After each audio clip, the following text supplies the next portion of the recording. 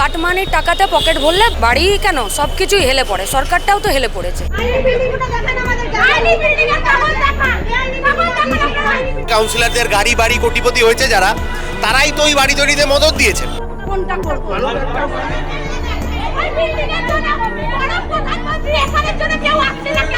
ওরা যদি পারমিশন না দিত এই বাড়ি হতো না। এই বাড়ি তৈরির সিন্ডিকেট না থাকলে সরকার পড়ে যাবে। দিদি, একের পর এক বাড়ি হেলে পড়া এবং সেখানে দাঁড়িয়ে ববি হাকিম বলছেন, মেয়র বলছেন যে বামেদের আমলে যে সমস্ত পাপ হয়েছে সেই পাপের বোঝা তাদেরকে বইতে হচ্ছে। কি বলবেন? 13 বছর তো পেলেন, যদি পাপ করেছে তাহলে পাপীগুলোকে জেলে কেন ভরলেন না? চুপ করে কেন বসে আছেন? এক আর দুই হচ্ছে কাটমানির টাকাতে পকেট ভরলে বাড়ি কেন সবকিছুই হেলে পড়ে, সরকারটাও তো হেলে পড়েছে। আজকে 58 নম্বর ওয়ার্ডে যখন বাড়ি ভাঙতে যায় পুরসভার কর্মীরা, সেখানে যারা বসবাস করতেন না তারা ফিরে এসে বলেন যে আমরা মেয়রের সঙ্গে কথা বলবো, আমাদের রুজিরুটির টাকা দিয়ে বাড়ি তৈরি হয়েছে, আমরা বাড়ি এখন ছাড়বো না, ভাঙতে দেবো না। এরকম সাধারণ মানুষ, বহু সাধারণ মানুষের বাড়ি ভাঙার কথা বলছে পুরসভা বেআইনিভাবে। কি বলবেন সেটা নিয়ে? ঠিক তো বলেছে। আমাদের দাবি হলো বিএলআরওর কাছে যাক, আর বিএলআরওর ঘাড় ধরে যা বেতন পেয়েছে আর চাকরি বাকি থাকলে যা পয়সা পাবে, আর যে ওই ল্যান্ডের যে রেজিস্ট্রেশনের অফিস আছে কলকাতার, এই জেলার, এই কর্পোরেশনের, সেখানে যে অফিসাররা কাজ করে, যারা চপরাসি কাজ করে, তাদের ঘাড় ধরে পয়সা নিয়ে ওই গরিব মানুষের পয়সা দিয়ে বাড়িটা ভেঙে ফেলুন। ওরা যদি পারমিশন না দিত এই বাড়ি হতো না। ফিরহাদ হাকিম বলছেন যে এর আগে যে সমস্ত সরকার ছিল, যে সমস্ত মেয়ররা ছিলেন, সেই নিয়ম মেনে কাজ হতো না। তিনি আসার পর থেকে নিয়ম মেনে কাজ হচ্ছে, তারপরে এই সমস্ত বেআইনি বাড়ি তাদের স্পট করা হচ্ছে এবং ভাঙার নির্দেশ দেওয়া হচ্ছে। ওই জন্য নিউ টাউনের উত্তর 24 পরগনার বাইরে সব অবৈধ বাড়িকে বৈধতা দান করানোর জন্য আলাদা করে টেবিল খুলেছেন। নিজের পিঠ কেন চাপড়াচ্ছেন? লোককে চাপড়াতে দিন না। একের পর এক বাড়ি হেলে পড়ছে এবং কলকাতা কর্পোরেশনের তরফে কাল মেয়র একটি বৈঠক করে হরিয়ানার একটি সংস্থার সঙ্গে। সেখানে বলা হয় যে সমস্ত বাড়ি হেলে পড়েছে তা কিভাবে লিফট করে সোজা করা যায় তা তারা বৈঠকে আলোচনা করেছেন। এখানে দাঁড়িয়ে আজকে 58 নম্বর ওয়ার্ডে যে বাড়িটিকে ভাঙার কাজ শুরু হওয়ার কথা ছিল, সে সমস্ত বাসিন্দা তারা এসে বলে দিয়েছে মেয়রের সঙ্গে কথা বলতে চান, তারপরেই বাড়ি ভাঙার কাজ শুরু করতে দেবেন তারা। পুরো বিষয়টা কিভাবে দেখছে? প্রথম কথা হচ্ছে যে বাড়িগুলো হেলে পড়েছে কেন। 16 সালে সব্যসাচী দত্ত, যিনি বিজেপি ফিরে আবার তৃণমূলে এসছেন, উনি বলেছিলেন এই বাড়ি তৈরির সিন্ডিকেট না থাকলে সরকার পড়ে যাবে।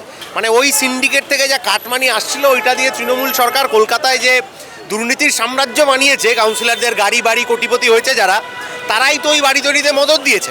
এবং কর্পোরেশন নিয়ম করেছে যে বেআইনি বাড়ি আপনি তৈরি করতে পারেন, কিন্তু তারপরে কর্পোরেশনকে খানিক পেনাল্টি দিয়ে দিলে ওই বাড়ি আপনার বৈধ হয়ে যাবে। ফলে এই যে টাকা কামানোর এত ধরনের পদ্ধতি তৃণমূল চালু করেছে বলেই আজকে বাড়িগুলোর এরকম অবস্থা। কিন্তু পরিচিত লোকজন বলছে যে ওই যে দুটো ওপরের তলা বাড়তি হয়েছে ওই দুটোই আসলে প্রমোটারের প্রফিট, বাকি তো সব তৃণমূলের নেতা, যুব সভাপতি, কাউন্সিলর হাবিজাবি সব খেয়ে নিচ্ছে। মেয়র বলছেন যে বামেদের সময় এই সমস্ত ভরাট জমিতে যেটা বলা হচ্ছে যে বাড়ি করা হয়েছে এবং বামেদের পাপ বয়ে চলতে হচ্ছে।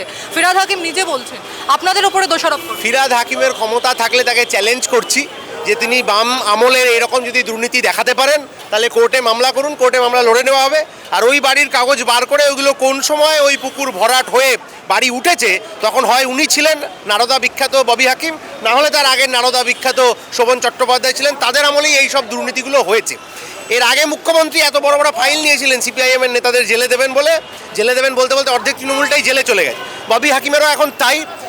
ডুবন্ত মানুষ যেমন খড়কুটো ধরে, ও সিপিএমের আমল ধরেছেন।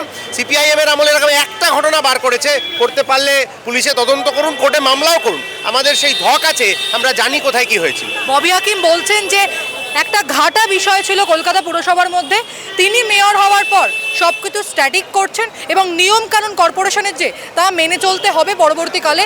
এর আগে বামেদের সময় সে সমস্ত নিয়ম মেনে চলা হয়নি। বিকাশবাবু থাকাকালীন 500 কোটি টাকার বেশি ফিক্সড ডিপোজিট ছিল কলকাতা কর্পোরেশনের নামে। বিকাশবাবু যতদিন মেয়র ছিলেন সেই 500 কোটি টাকার ফিক্সড ডিপোজিট সুদ সহ এখন কর্পোরেশনে নেই। তাহলে ওই নারদার বিখ্যাত দুইজন মেয়র, তারা হচ্ছে যে ভাগ বাটোয়ারা করে ওই টাকা কোথায় নষ্ট করেছে এটা আগে বার করতে হবে। আর গত 10 বছরে কলকাতা পুরসভায় এই দুর্নীতি এবং দুর্নীতি ঢাকতে পুরসভাকে পেনাল্টি দিয়ে, কাটমানি দিয়ে আরও যে দুর্নীতি এই দুই মেয়র মিলে করেছেন, যার জন্য এখন বাম আমলের দিকে নজর তাক করতে হচ্ছে। তো বাম আমলের দুর্নীতি মুখে বলে লাভ নেই। কাগজ দেখাতে হবে, টিভি মিডিয়ার সামনে প্রমাণ করতে হবে, কোর্টে যেতে হবে, কোর্টে পুলিশের কাছে মামলা করতে হবে। মামলা করুন, বিকাশবাবু তো রয়েছেন এখনো, বিকাশবাবু তার জবাব দেবেন। মামলা করার সাহসটা হচ্ছে না কেন? শুধু বাজার গরম কেন করা হচ্ছে মিডিয়া? এটাই তো আমাদেরও প্রশ্ন। আপনারা কি এই বিষয়টা নিয়ে এই ইস্যুতে পথে নামবেন পরবর্তীতে? পথে তো আছি আমরা।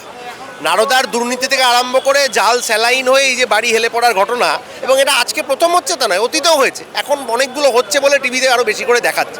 আমরা রাস্তাতেই রয়েছি, এবং এই যে শুধু বাড়িগুলো ভেঙে দেওয়া হবে, যারা টাকা দিয়ে বাড়ি কিনেছেন, কি অবস্থায় ব্যাংক লোন নিয়ে কত টাকা সুদ দিয়ে বাড়ি কিনতে হয়, এই মধ্যবিত্ত মানুষ জানেন। তাহলে সেই মধ্যবিত্ত মানুষ গোটা জীবনের সঞ্চয় দিয়ে যে বাড়ি কিনলেন, এখন যদি কর্পোরেশন খালি বলে বাড়ি ভেঙে দিচ্ছে তুমি চলে যাও, উনি যাবেন কোথায়? ওকে তো সরকারের পক্ষ থেকে ওই যা টাকা খরচা হয়েছে ওই টাকার সমমূল্যের পুনর্বাসন দিতে হবে, নাহলে ওরা উঠে যাবেন কেন?